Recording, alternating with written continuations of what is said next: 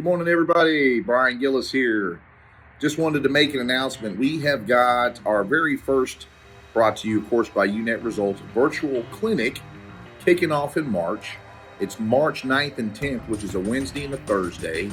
I need to see as many advisors there as possible.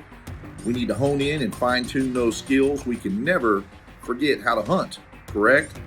And so half the battle, of course, is getting those phones to ring, but the other half the battle is how well we do answering the phones, being a yes company, and getting those cars over the curb, and are we setting ourselves up for success when we present repair work?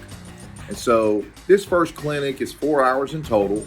Again, that's the 9th and 10th of March, Wednesday and Thursday, from 1 o'clock to 3 o'clock Central Standard Time each day.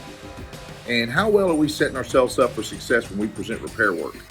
And so those are the things we're going to be focused on to continue on our path to be a yes company, to deliver outstanding customer service, and really master our craft as service advisors. I look forward to seeing everybody there. So tune in March. Let's have a great finish to February.